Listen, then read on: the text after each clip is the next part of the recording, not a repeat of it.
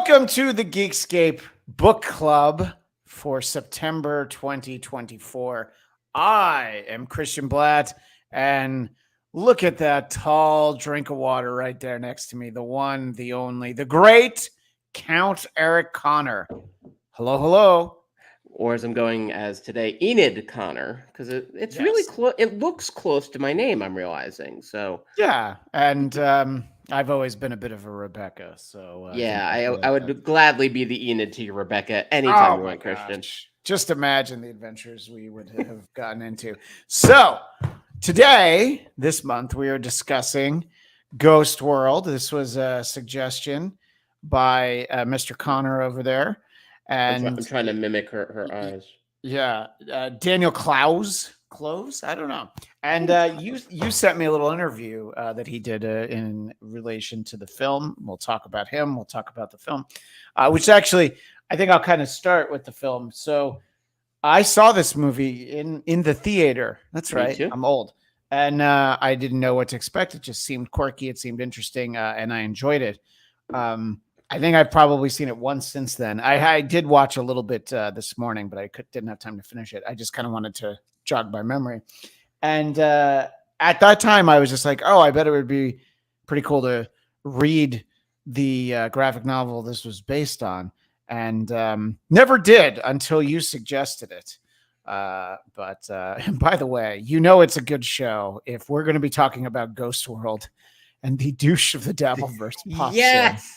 We appreciate you with beer and popcorn, the perfect way to celebrate both of us. Yeah. So I think that I'm glad that I had the excuse to read it. And this is exactly why we do this show, is because of all the things that it's like, well, I should have read this a long time ago. I mean, the perfect example is the first one that we did going back almost 2 years now was Batman Year One. And we're like, yeah, we get it. Everybody's read it. Not me. So Ghost World is it's fairly well known, but probably not as many people have actually read it. So what was there anything in particular that made you feel like now's the time to do this, Eric, that why you suggested this? Well, a man hits 50 and suddenly he's no, like, I don't know. Actually, I don't know anything about that. Yeah. Oh, you will. You will. You will be. If the Mets let us survive this year, that is, it's hard.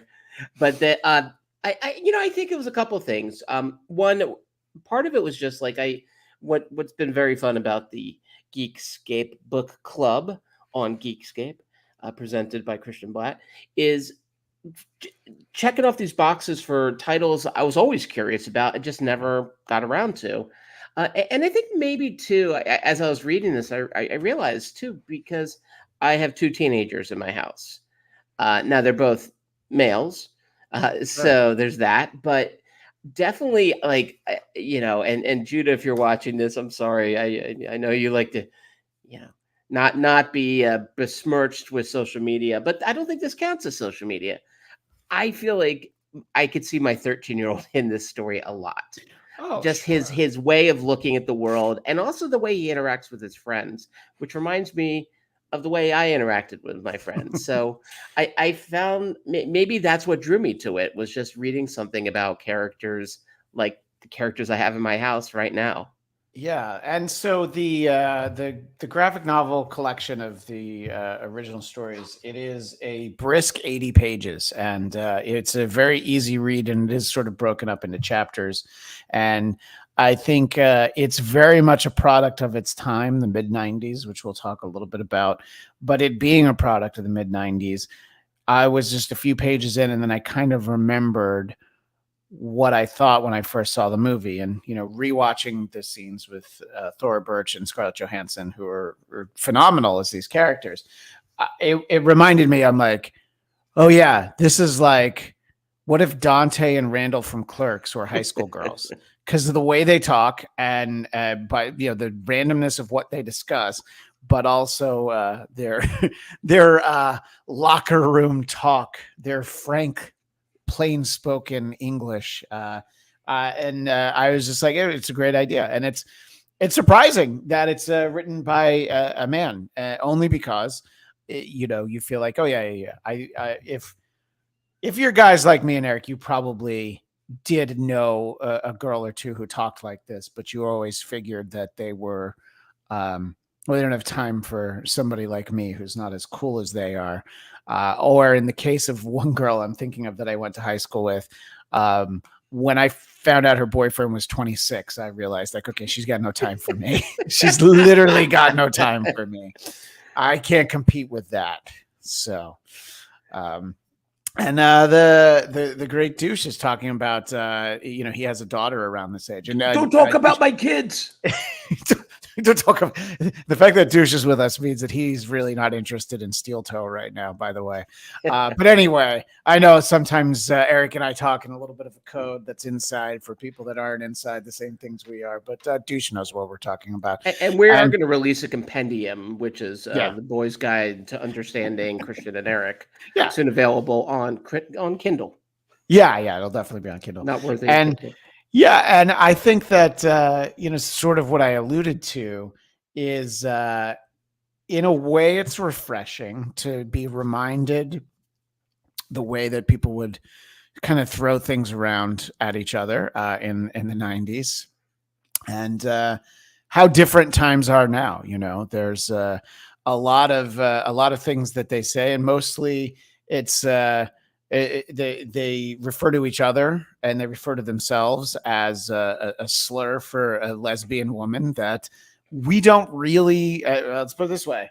Eric and I don't throw that around, and honestly never really did. It wasn't something I needed to talk about much, but not big in my lexicon. No. Yeah. But, and it's just like, well, it doesn't mean that nobody talks like this anymore, but it takes you back to a time where kind of everybody talked about it.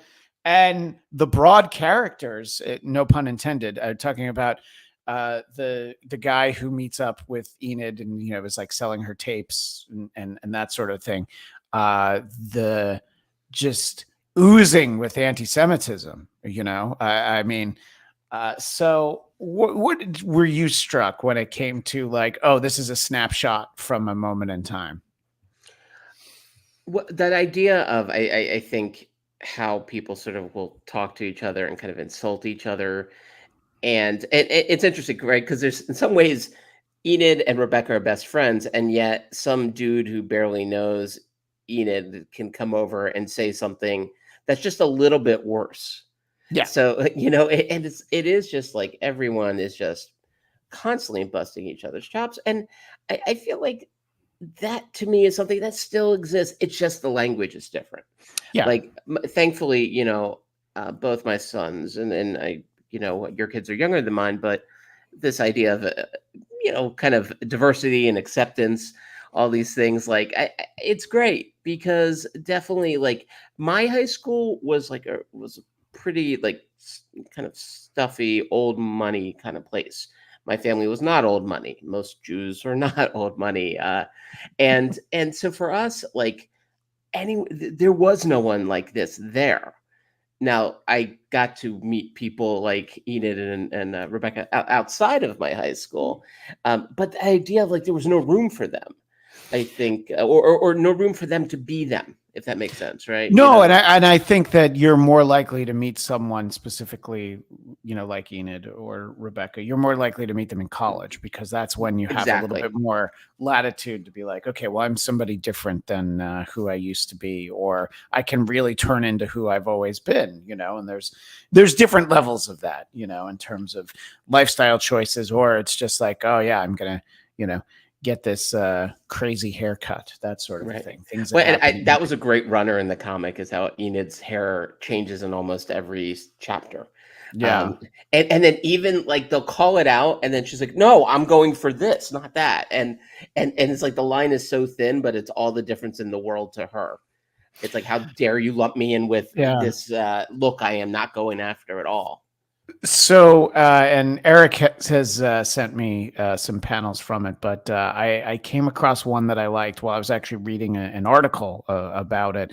And I just liked this when, they're sort of looking through, one of those teen magazines, and Enid saying, I hate this fucking magazine. These stupid girls think they're so hip, but they're just a bunch of trendy, stuck-up prep school bitches who think they're cutting edge because they know who Sonic Youth is. And then Rebecca chimes in, you're a stuck-up prep school bitch. So it's like, hey, wait a minute, that's who you are, and you also know who Sonic Youth are, and that's a very 90s, like, oh yeah, because you know who Sonic Youth are. I was just like, oh yeah, this does. By the time this was published, I was in college, but it very much is reminding me of there's a few girls that I knew who were their facade was very much Enid, but they were nothing like her really on the inside once you got to know her. Enid's Enid to the core. That's what's great about her. And same with Becca. Like it's interesting too, setting this thing right after high school. The movie, if you remember, opened with that. Well, you just watched this part. Well, I just watched some of it. Yeah, they graduate from high school in the beginning. Yeah. And then they turn around and give the finger to their high school, which I think a lot of us probably could relate to. That's not what I did.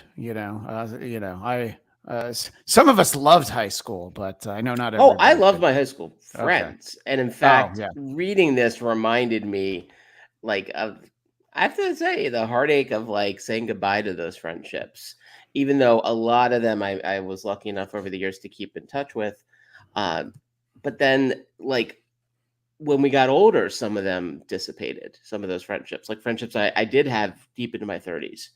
And so I was reading this, and I definitely was thinking about a great pick I have around the corner here of me and my high school sort of whatever kind of gang we had. And so this idea of at the heart of this story is afraid of losing yourself, right? You finish high school and you're now, what am I? And neither of them have any sense of that yet. As steadfast as they are in their views and their takes and their opinions, they really don't know yet what they are. And I think that's what's makes them so connectable. And I like that we both pulled the same panel. That was me sharing the panel before, but then this one's from your email. And look, I think that there is that moment of after high school. I think a lot of us, we're already in college, but you sort of understand that, I don't really know what's next. And there is the idea, as we see and hear, as she's taking this test, Enid is, and planning to actually go off to college, and then she's like, well, I knew I shouldn't have taken that anyway, and it's something that I remember from middle school was my mom was very upset with me that I didn't try to get into the National Honor Society, and I was like, have you seen my grades? I did not want that. I did not want that feeling of wait, I'm sorry, why do you think you should be a part of this? Did nobody explain to you that you're a dummy?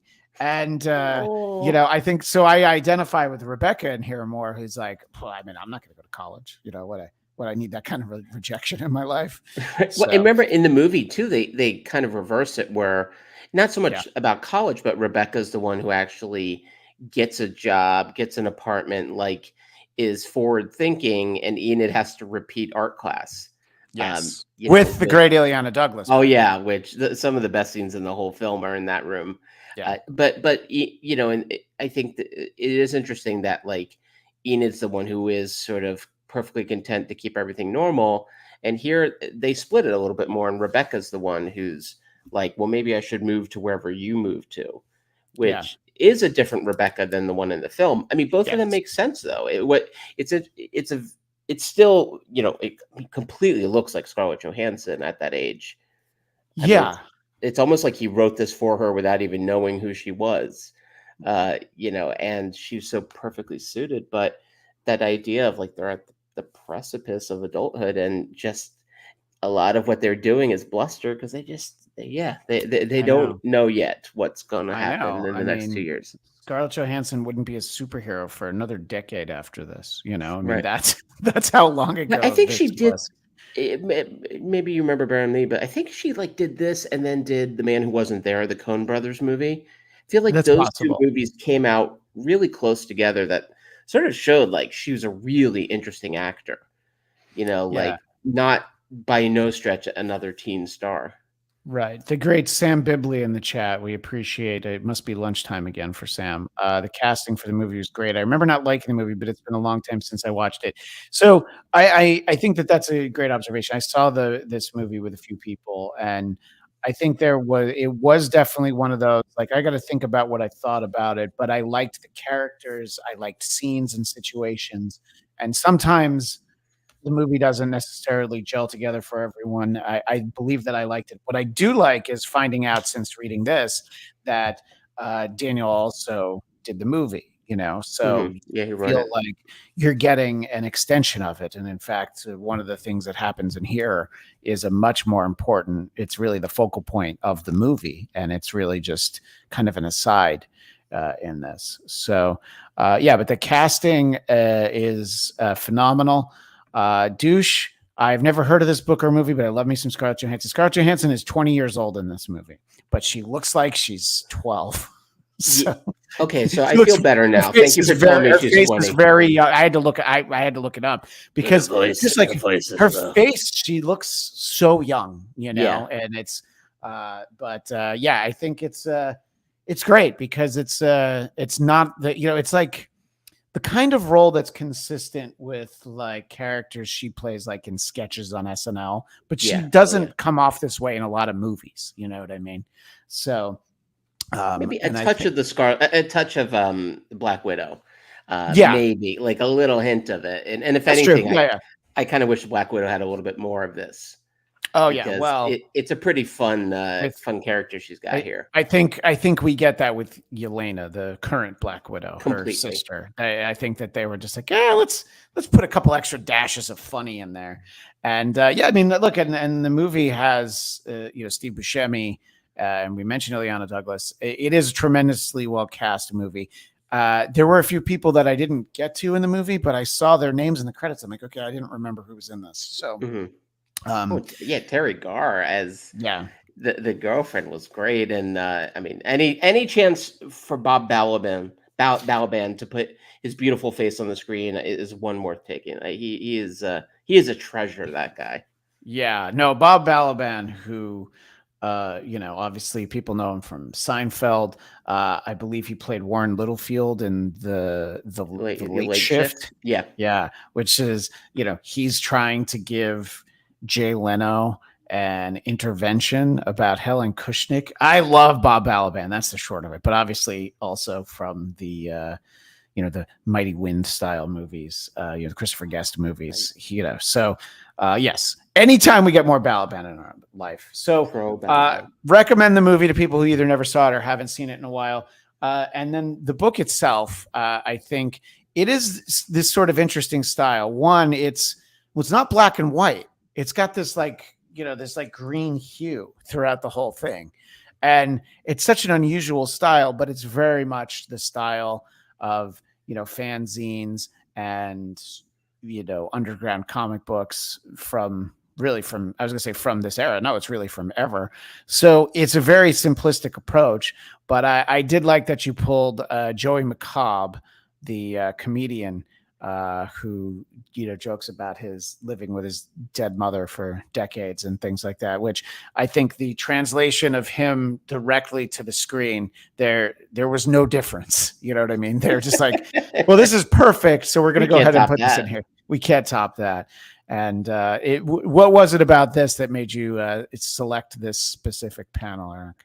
Oh, well, I think Christian and myself can relate to the joy of the terrible. And I imagine the douche of the Dabbleverse also has our back on this. And Sam Bibley as well. Yeah. Sam Bibley too. I don't want to leave out Sam. Sorry about that. Sam. Joey McCobb is the kind of comedian who would challenge you and be like, it was a barbecue restaurant. So, things like that. Joey McCobb was the head writer on the Kareem Abdul-Jabbar roast. Like that, yes. On the Scottie Pippen roast, actually. Yeah, right. He did that. You're right. He did that. He did the Scottie Pippen, yeah. And the running joke when they talk about something like, oh my God, and I want to do him. I think later on she goes, I want to make love to him. Yeah, which is echoed in the movie as well. Yeah. Yeah. And I think that green shade, because I was thinking about that as I was looking through it, and it's the whole thing. Like the whole thing is got that green shade. I think it's interesting actually. Instead of doing it black and white, what that one color, and it's an interesting shade of green, right? I don't know, would you call it like lime? I mean, it's not a bright green. It's not like a dark green. It's somewhere between, but it adds like the perfect tone for Yeah, this thing, agree. almost like a cinematography to the page. And I think like having that one color actually just makes it feel so much more specific to this world. Yeah, and the comic book is populated with a number of interesting characters, as we were talking Mist. about. We have the Satanists who I'm trying to think if the gentleman here looks more like Sir Ben Kingsley or perhaps G. Gordon Liddy. I can't quite put my finger on which. Oh. It's a dash of each of them, I mean, a few years ago, Ben Kingsley was speaking, and the guy I was friendly with was taking photos of him, and I guess was a little too close. Oh, And he literally gave him that look right to the lens. It's like, sir, could you please move back more? oh my gosh! And I mean, the whole theater was like, oh God, he's going to kill him. Yeah. Like we just imagined he was going to go over and just literally rip his head off. But that would you look is imagine what that we headline? Gandhi murders photographer. That'd be great. Yeah. Peaceful resistance, my ass. Yeah, right, exactly. But obviously the stars of the book are the actual stars of the book. I mean, our main characters, what keep us turning the page, are Enid and Rebecca, and they are definitely, the walking to the beat of their own drummer. You know what I mean? And I think it's probably a great movie for any person, but girls who are probably a little bit younger than they are, to be like, oh, okay, so like there's other people who are weird, so it's okay to just kind of do things that are weird like that. And what, Anton LaVey. That's a nice shout out for Sam. Anton. That's a pull. Yeah. That's Sam's keeping up on his Satanic Bible.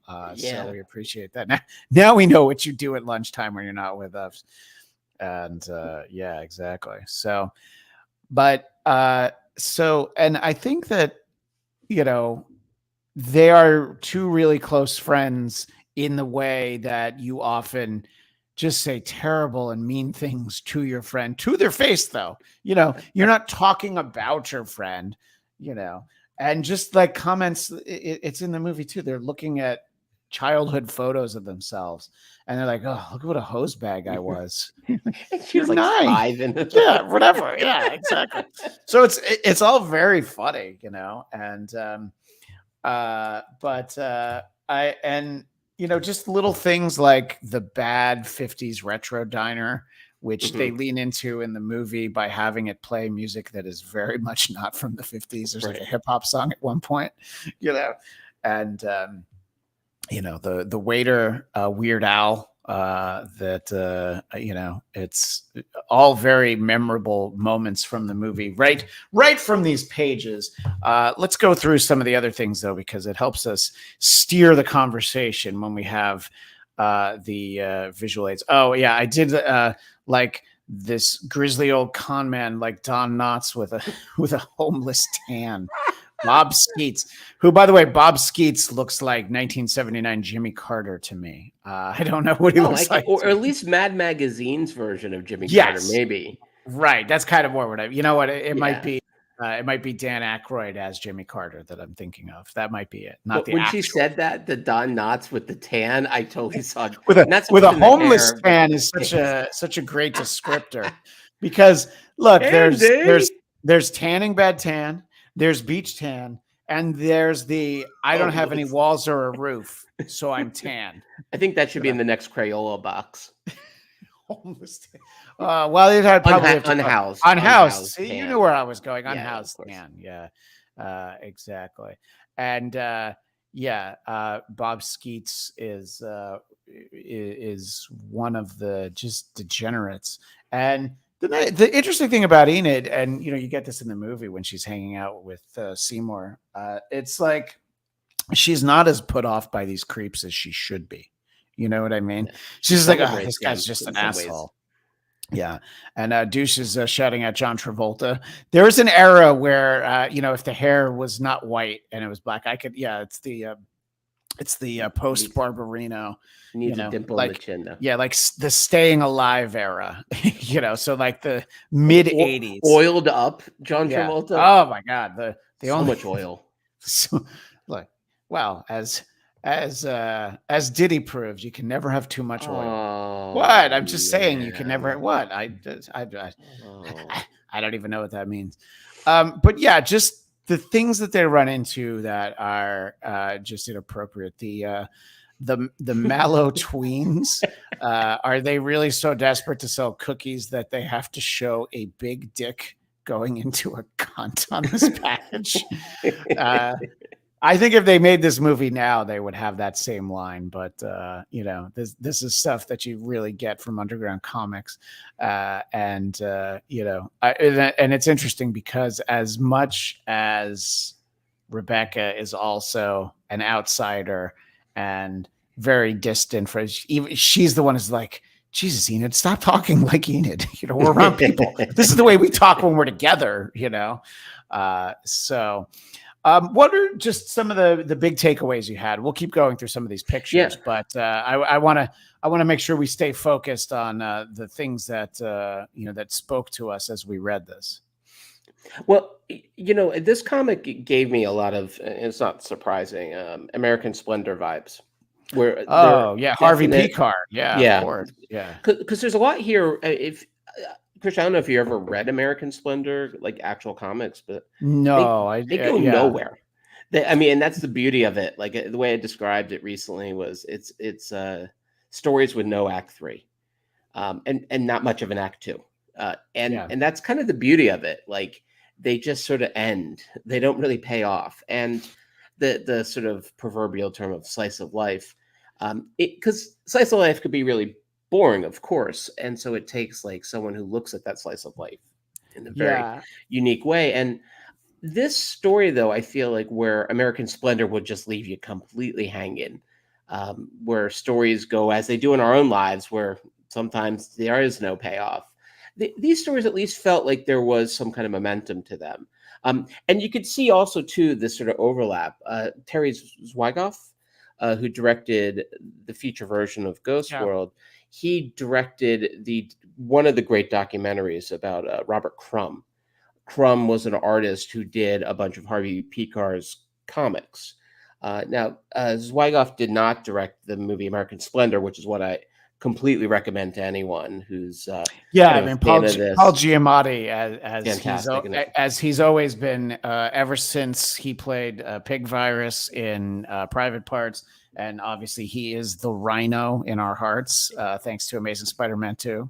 Right. I have rooms for no other rhinos. He's my one true rhino. It's also, by the way, proof that even a brilliant man can be unbrilliant. That was not. Hey. The views of Mr. Conner are not necessarily the views of the management. That might have been, I don't know, maybe he didn't have lunch, but I think like there is very much an overlap here. The underground comic craze, but really also how Harvey Pekar and really Clowes kind of both sort of look at the world with a sense of detachment and cynicism. And so like their outlet is, well, in the case of this, the characters of Enid and Rebecca, in the case of Pekar himself, who just is like, he hates waiting in line. So I'm going to write about how much I hate waiting in line. Well, it's interesting because one of the things I wanted to make sure we got to is that Enid talks about Daniel Clowes in the book. And she said the name David. She said the name David Clowes. Okay. You know what? I didn't even remember that. But the point is, she shouts him out. And you're like, oh, okay, so this is, some weird, meta thing. And then she talks about like going to the event, but then she doesn't actually, we don't see her go. Right. So I was like, oh, okay, so that didn't go where I thought it went. And it is interesting because it's what you're saying is that sometimes things don't go anywhere. Like if you were to do the show Bible of each of our lives, there would be so many unanswered plot lines from like season 3 and all the way up to season 50. And We'll get back to our conversation, but there's this important message from our friend Hackride. Hello, is this the Rings of Power support group? No, shit, sorry, I'll see myself out. Hashtag it's not that bad. I did actually see Hackride post earlier that season 2 of Rings of Power was surprisingly good. I'm a little hobbited out still, so I have not checked into it, but we appreciate. I have not watched, and I went to New Zealand for my honeymoon. I have not watched a second of either season of Rings of Power. My wife has a friend who works in post-production on that. It's literally been about 5 years of his life, and he's moved from New Zealand and now to London, just for tax break. And it's like, we don't have the decency to like watch his hard work. I should. This is reminding me that. So thank you to the great Hackride.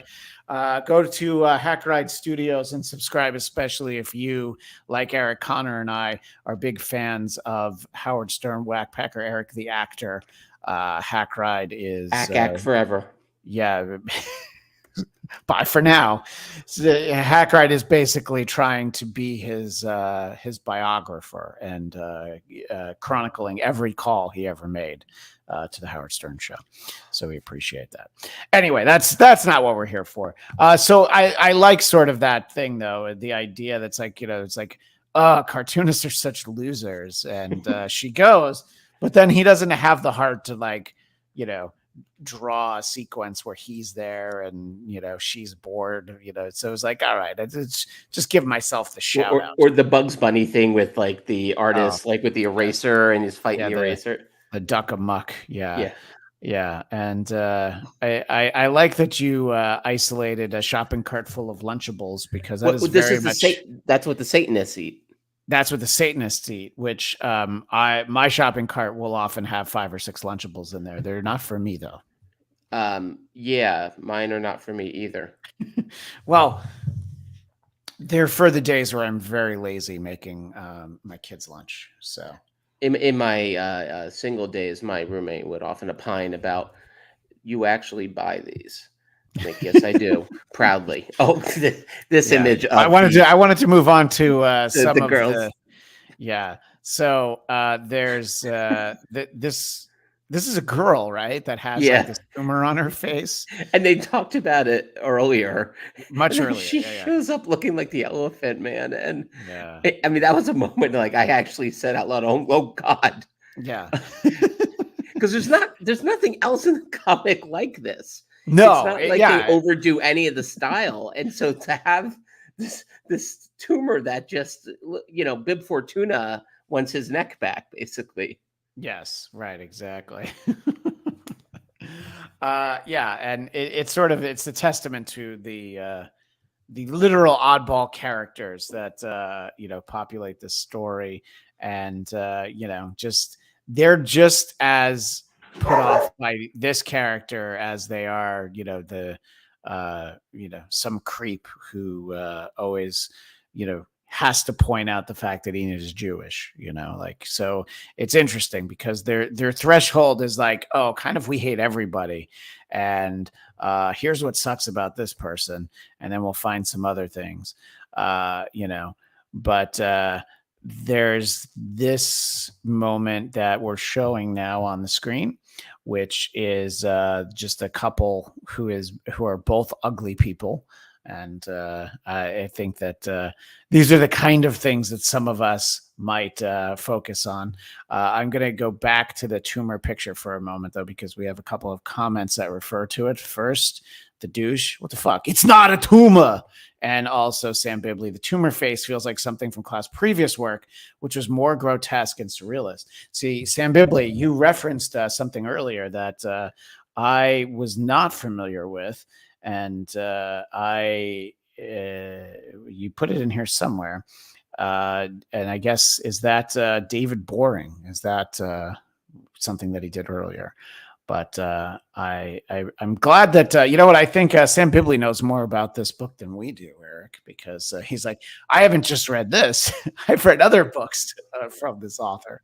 But, we talk about our experiences with it. And trying to steer people towards things that might be worth reading. But so Enid's line here is, God, don't you just love it when you see two really ugly people like that? And you got to zoom on their faces if you can. This couple, The couple, yeah, like they just had the same strange so smile, yeah, the same hair almost. So it's like they found each other somewhere out there in the wild.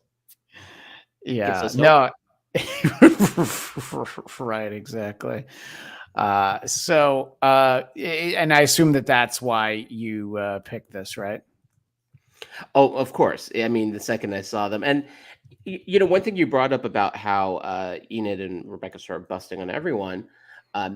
There's other moments where we actually have other characters sort of pick up that mantle, and they start busting on people. And so, lest we think it's only these two doing this, it's like, no, we all do it. This is a world full of people like that.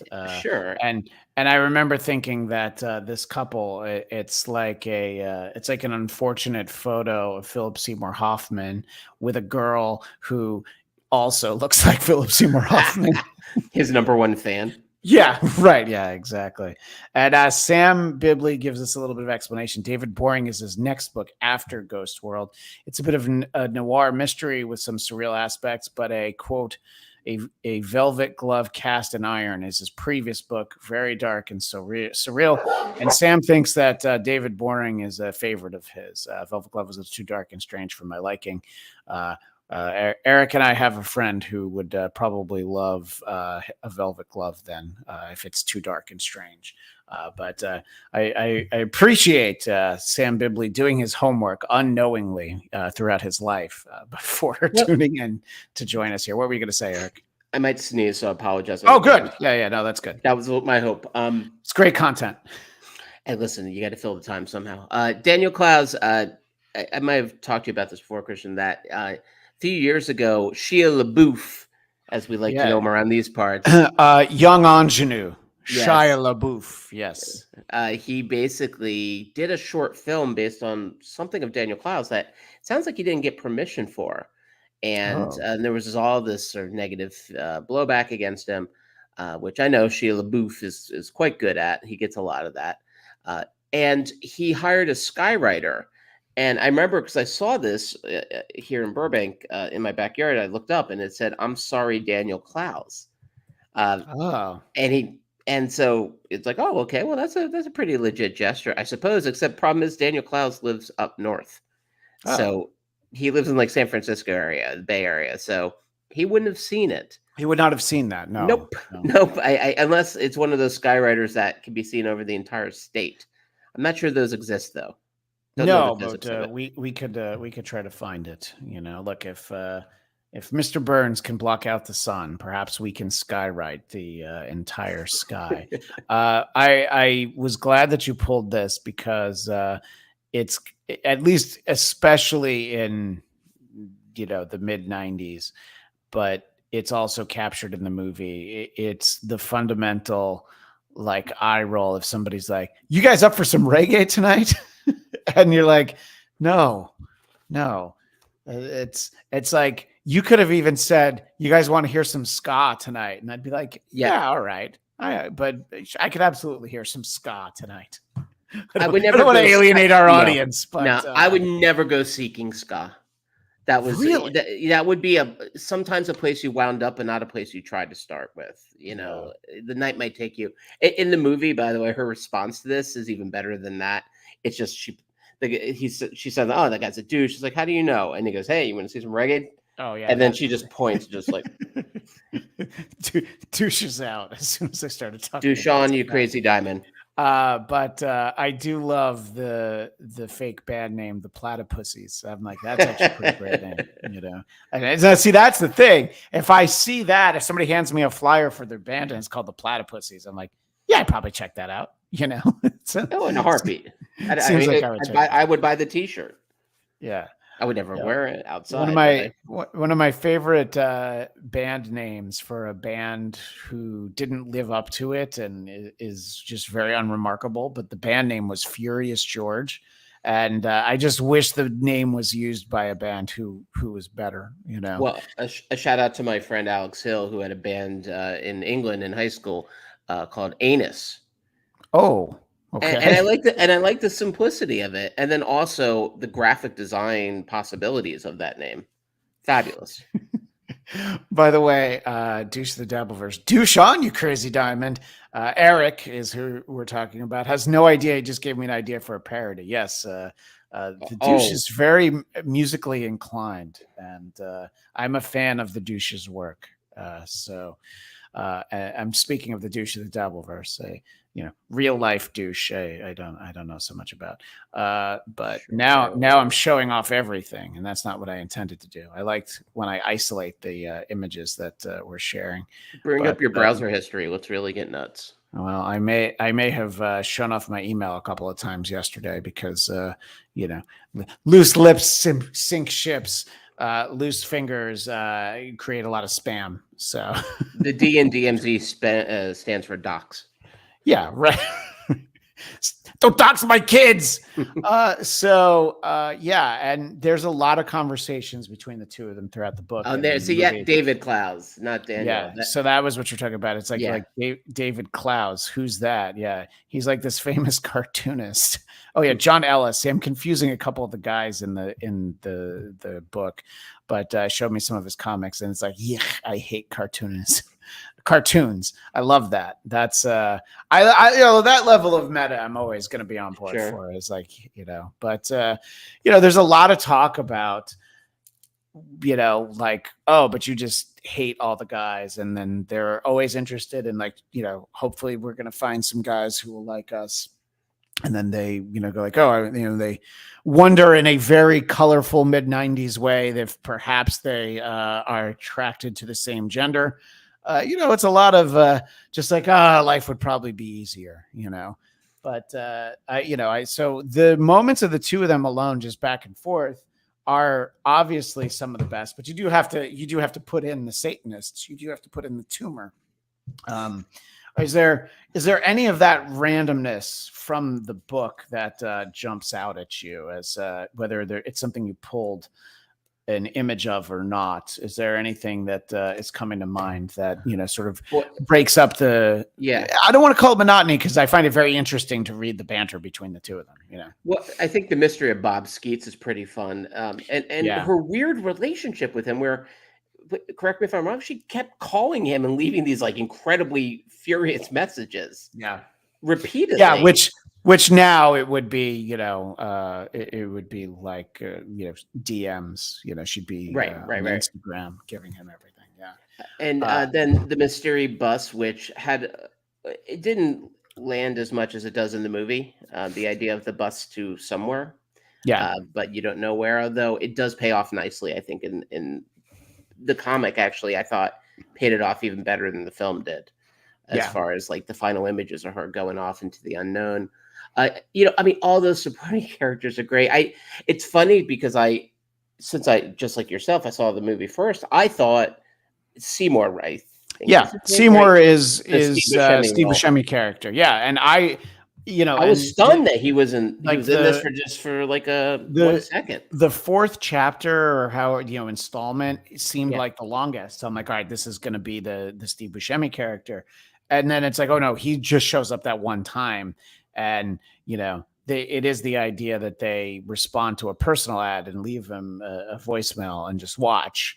But there's so much more to it than that. So yeah, I was expecting that story to be in here, and it was surprising. But we get plenty of time with Josh, who in the film is played by the late Brad Renfro, and I think that I might have seen a little of myself in Josh. That's these girls want me to do stuff for them. I will definitely do stuff for them, and maybe one day they'll do stuff for me. Like, I will keep doing whatever. I can't relate to that at all, Christian. I don't know what you're talking about.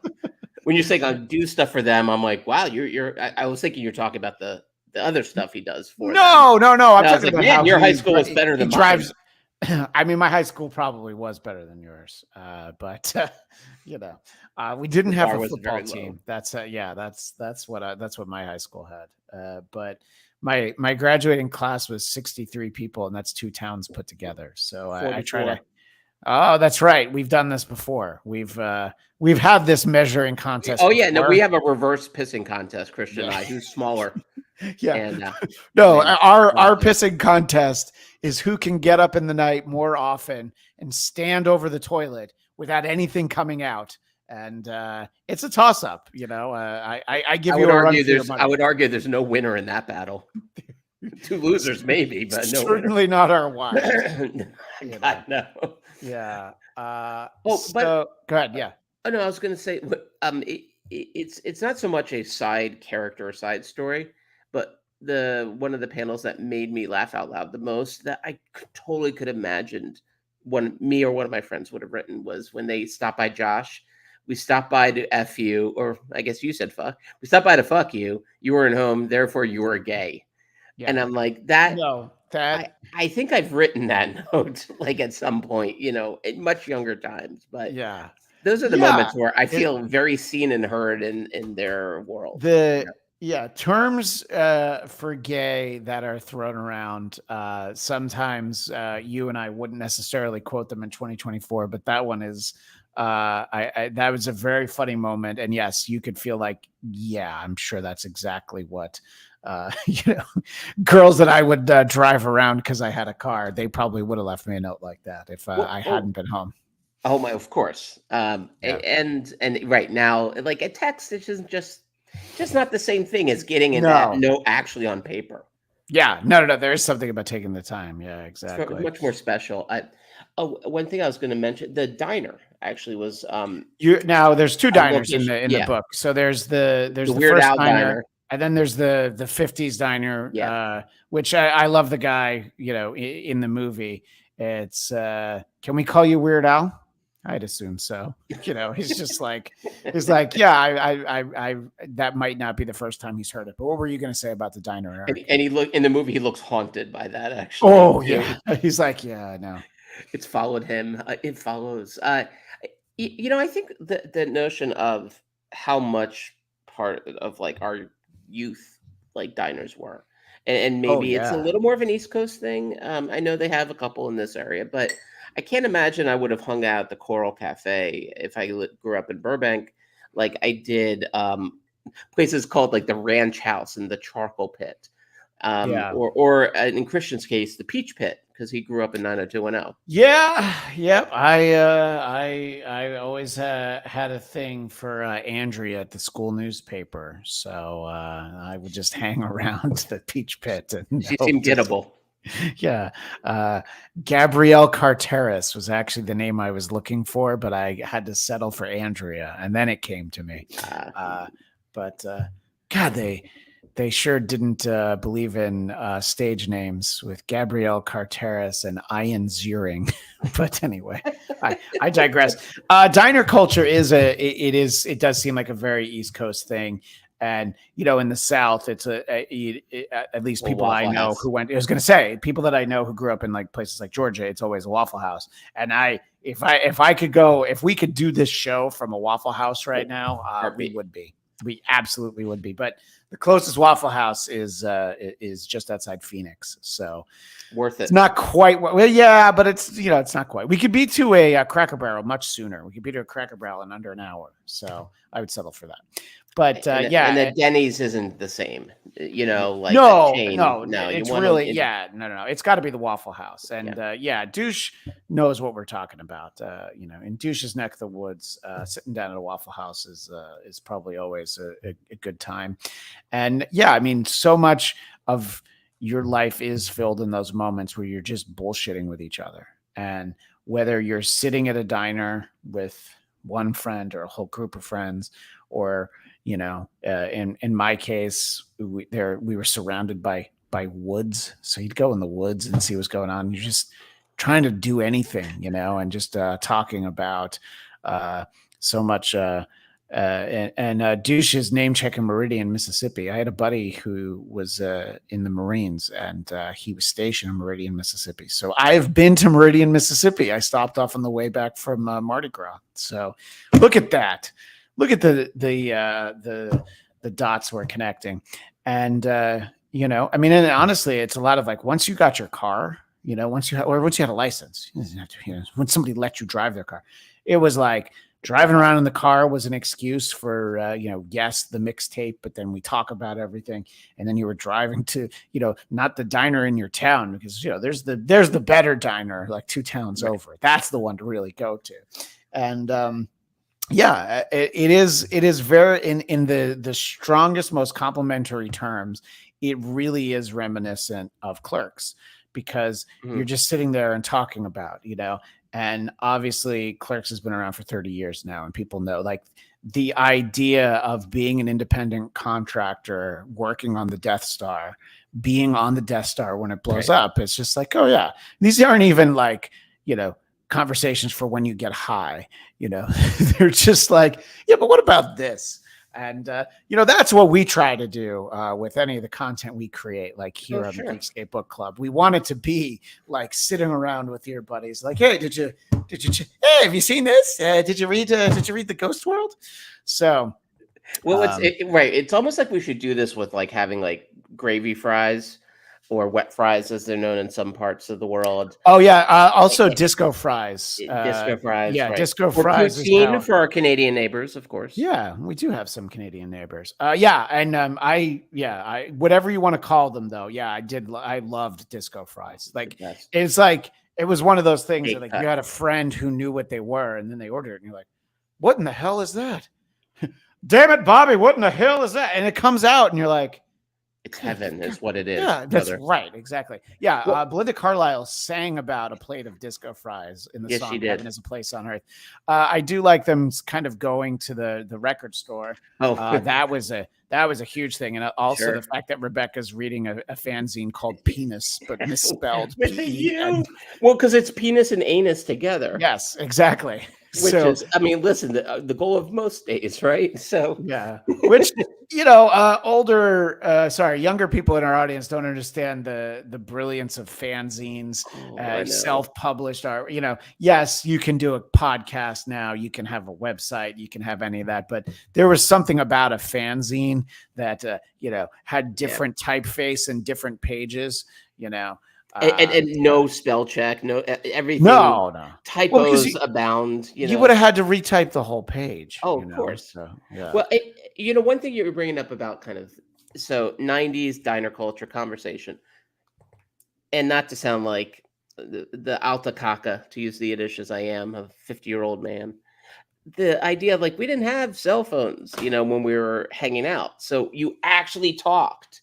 You know, and yes, you would talk about dumb shit because you would run out of real shit to talk about. So inevitably you got to dumb shit instead of showing dumb shit. Right. It would all be point of view, right? It would all be us, you know, filling that time. And you know, this comes out mid-90s. And I was doing a little bit of homework on just like other reactions. And a lot of people compared it to Catcher in the Rye, which feels a little bit of a stretch to me, but you know, mid-90s. These girls at least have one friend.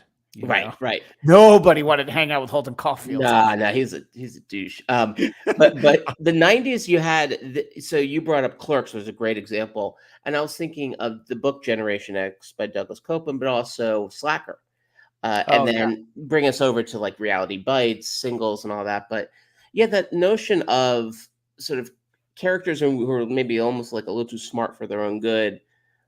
Realizing they haven't figured things out, and talking about anything and everything they can because actually talking about the real things could get a little too scary. So, you know, you talk about Madonna's pap smear as opposed to, of course, what am I actually going to do with my life within the next 5 years? Right, and that sort of goes back to what we were saying in the beginning. This idea of like, well, if you don't apply to college, you don't get rejected from college. You know. And, you know, the douche identified with Holden Caulfield. Yeah. And I think that why that's such an important book, it's sort of what we're saying about Ghost World is this idea of like, Oh, yeah, okay. Not everybody is wired the same, and it's okay to see the world differently, you know. Mhm. Uh, I think that if Holden Caulfield had had helicopter parents in the 20 teens, just imagine all the drugs he would be on, for ADD, ADHD. He'd have probably multiple therapists. And, I think those things can be very important. But sometimes you just have to be Holden Caulfield and figure out how to Right. go through life as Holden Caulfield or as Enid and Rebecca here in the book. I've got And kind of having couple your more images. soulmate, I mean, I think that's the thing too. It's, Holden was was a solo warrior. But his last line, I'm going to quote "Don't tell anybody anything. If you do, you start missing everybody." And he always Yeah. talked about, was it even the bastards, you miss them too. Yeah. And that is what sort of, I don't know, nostalgia gives you. It's suddenly like you do miss the bastards a bit. But how hard it is when you found someone who looks at the world through the same cracked lens as you do, and now they're going to go. One of my Yeah. closer friends in LA even moved to the East Coast a few years back. No, I'm still here. Oh, wait, you mean somebody else? Oh, well, this was before this you, is awkward. Christian. It This was is no, awkward. Christian. You filled the Oh, hole. good. There's a hole in my heart. I Only see. can be filled by you. I'm the replacement. I'm Terry on Three's Company, or perhaps Curly Joe Besser. I see. You're more Joe Davula. Oh, I see. I'm Dick Sargent. All right. I'm the replacement. Everybody. Oh, I'm Sarah Chalk. We could do this all day, and literally, we could do it all day. That's what y'all came for. Admit it. Yeah. So a couple more of these because you sent me some late submissions. These came via text. That's how multimedia this is here. So this was the flashback that Enid's talking about, right? She's telling the story about just wanting to get it over with and lose her virginity, right? Mm-hmm. So there's nothing creepy about late 40, early 50-year-old guys talking about this panel. So everybody sit back and listen to us analyze what it's like for a 16-year-old girl who can't wait to lose her virginity. You first, Eric. Well, with that intro, I think the defense rests. But we'll say the line, she's coming in with her dyed green hair. And the joke of it, too, of course, being that everything was green in the story. But then the line, hey, is all your hair green? And it's like, oh.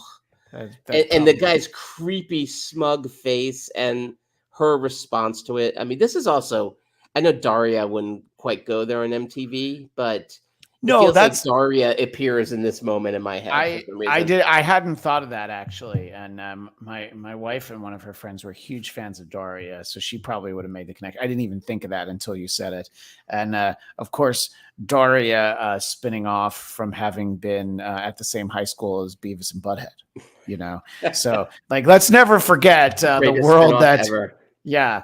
The world that Daria found herself in. And to keep our references current and contemporary, I got real Eddie Haskell vibes off of this guy, except sort of the reverse, because Eddie Haskell just would be very polite to all the parents. He's like, hey, is all your hair green? That's a lovely anarchy symbol you have, Mrs. Cleaver. Mrs. Cleaver, yeah. And there was one more that you sent me via text, which this is basically Rebecca going over to Josh's, and this is sort of it's kind of a weird moment, There's like this moment where Josh is like going to tell Enid that he actually really likes her and always has, but then she runs out, and I guess as sort of retribution for the fact that Enid's going to leave, she's like, all right, well, I guess I'm going to go and sleep with Josh, right? I mean, that's basically the, taking the time to illustrate, just very uncomfortable, unpassionate, and just judging from the art, unpleasant all around encounter. This was a moment, though, I will also say, like, the surprise of, a male writer created this, because I thought there was such a specificity to the awkward intimacy of a first time from a female perspective. And though it does have a couple of pop culture references, I think, in there as well. They did watch Star Trek 4, Yeah. which is the one with the whales. And of what also, right, the Voyage the Home. Jeffersons. Yes, that's the Voyage Home. And they're the Jeffersons on. So there's dialogue from the Jeffersons that says, let this be a lesson to you, Wheezy. Don't ever ask me to do anything nice again. So. Yeah, and I think this is Enid's backstory. It's hard to tell, honestly, with the drawing, but I thought this was Enid. Yes. Yeah, it's a flashback of her losing her virginity. Yeah, you know what? I was thinking this was Josh. I misremembered. This is continuation of the earlier panel. Yeah, that is definitely Enid there. It's just I forgot she had the green hair at that point. Yeah. Well, and just that notion of like, that moment there, which name checks the Jeffersons, which Christian and I often do in our own lives, but I thought I literally did yesterday on Marvel Movie Talk. As you should have. Yeah. As you always should. I brought up the deluxe apartment in the sky. Good for you. I'm glad. It's going strong without me. Only Brody appreciated it, as you'd expect. But anyway, I'll let you finish your thought now. Well, I'm sure you appreciate enough for 2 people at least, though. So you're good. Probably true. But the moment there where it's just like finally does it, and then they don't speak again, and it's not comfortable, it's not romantic, it's not memorable. And so amidst all this sort of like poker-faced approach to the comedy and to the drama here, that's a moment that actually was really intimate. And for a moment there, like kind of, Enid is naked. She's very honest about what that was like and what, that's a moment I'm reading. I'm like, I can imagine a lot of people read that and see some variation of their own experience on that page. What, just to sort of tackle big picture, what do you think the notion of Rebecca's last name being Doppelmayr and even referred to as doppelganger is? She just basically latched onto Enid because she's like, so this girl's cool. I just want to kind of be like her and do everything. I don't think that that's an accidental choice in surname to have it be like doppelganger. Yeah, good that it's not actually doppelganger. I think Stan Lee would have had her be Diane Doppelganger. Yeah, from the Doppel Islands. I think they're each other's doppelgangers, really, and even like Rebecca is jealous of Enid, but then Enid says a few things where she's jealous of Rebecca. She's kind of like, everyone wants you. You're a beautiful wasp, and so I think their friendship is something that, again, the idea of like you love your best friend, you want them to be happy, but also maybe not happier than yourself. And I feel like they both deal with this throughout the story. Yeah, I think that it's interesting because, look, we do all have these friends at different points in our life, and for various reasons, sometimes they stick around, sometimes they come in and out of your life, and a lot of times it's just nobody's fault. You know what I mean? It's not like, oh, I stole this person's girlfriend or boyfriend, or I borrowed money from this person and never paid them back. I raised funds for the ailing spouse of a beloved chatter and then never actually delivered those funds to said beloved chatter, but I did give them a leftover iPad. So you see, there's a lot of different ways that relationships and friendships can fall apart, Eric. I think that's the takeaway. Right. And that's, it can happen.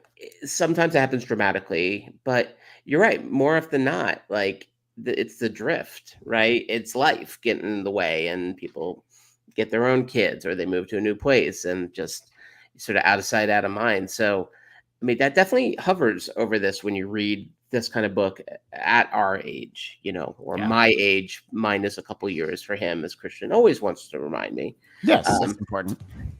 But I think like that's really the heart of this story, is like trying to hold on to something you can't hold on to. And no matter how much you sort of joke about it or just say, oh, I don't want to be those people. I don't want to be those people. But then sometimes it's like, well, I don't want to be me anymore either. So I think it really nails that.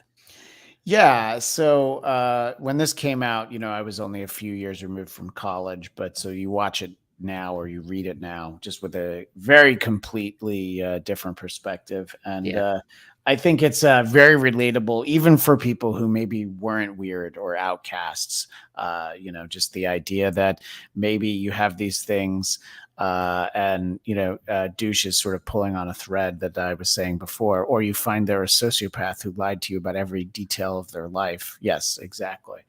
I think it's very relatable. I think that it is a great adaptation, and a lot of the books that we talk about on the show have been adapted to other works, whether it be film, television, etc.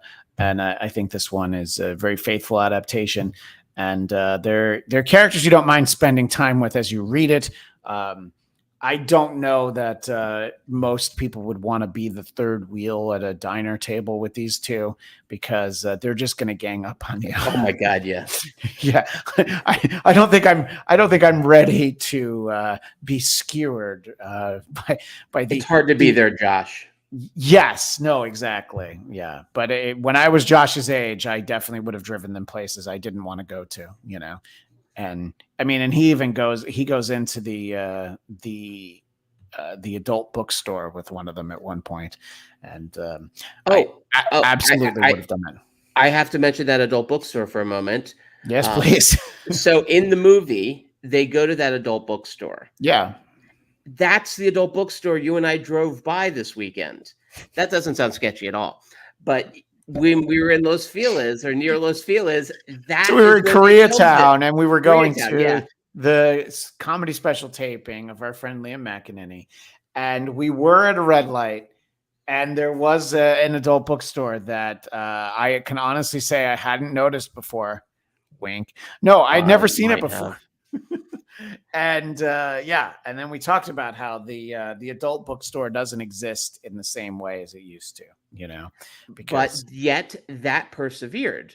So yes. I used to live near there in Los Feliz 16 years ago, moved out to Burbank, and I just the idea everything changes, and yet the things that stay the same is that adult store, which has a new owner, I imagine, or at least a new name.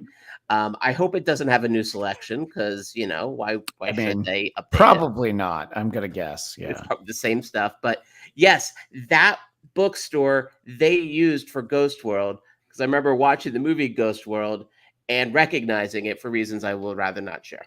Yeah, for reasons you'd rather not say. So this was a fun one. I'm glad that we chose this, and we do kind of get stuck in the rut of big two Marvel and DC stuff. And honestly, it's mostly Marvel because they're a little bit more prolific right now. And speaking of Marvel, and speaking of this show, for anyone who is or plans to be in the Southern California area, we will be doing a live version of this very show, Geekscape Book Club, at LA Comic-Con next Saturday, which is October the 5th. Just double checking on my calendar. And we'll be doing that October the 5th at 2 p.m. And that'll be in room 407 at LA Comic-Con. And some familiar faces will be there. The two of us, Nate Miller, Katie Hampton, and for some reason, David Brody will not make the cross-country flight just to sit on a stage with us.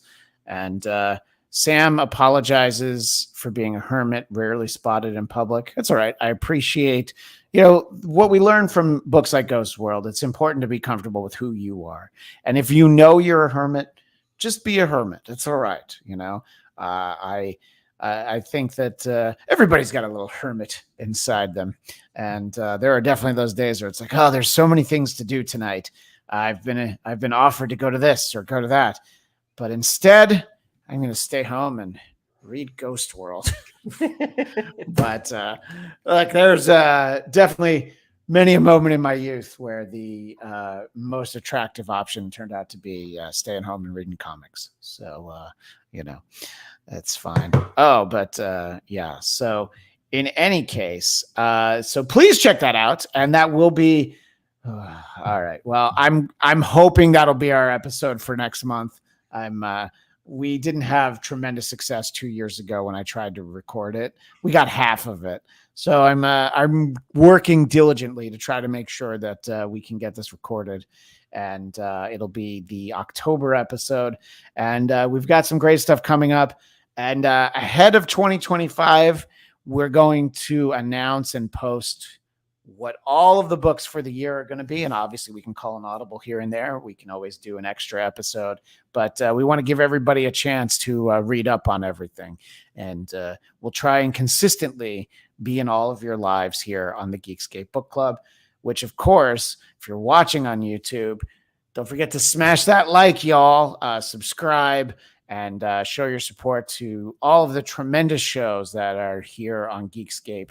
And we appreciate that. And you can find me on social media at Christian DMZ, my personal podcast, the Blattcast, BLADTCAST.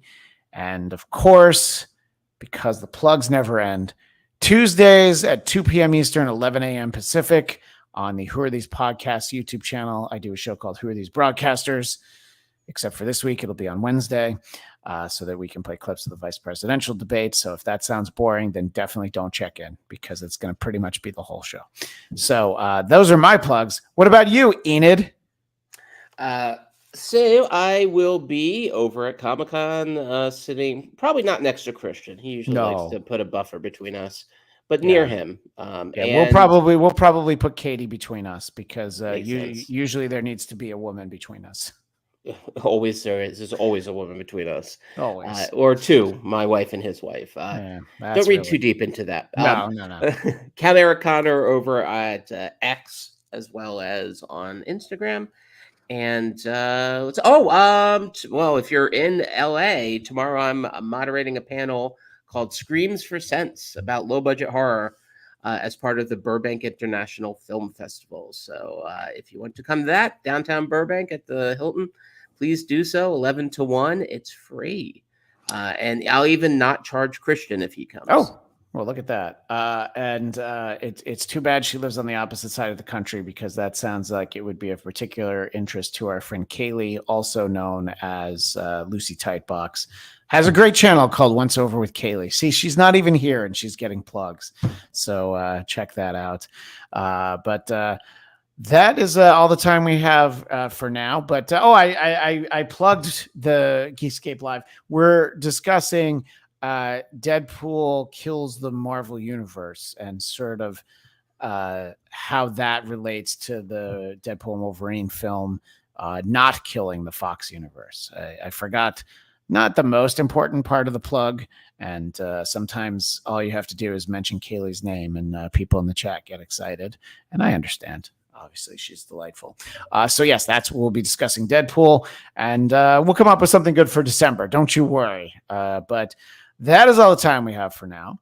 We will see you next time. Hopefully, we'll see some of you at LA Comic-Con. And until next time, as long as they keep writing them,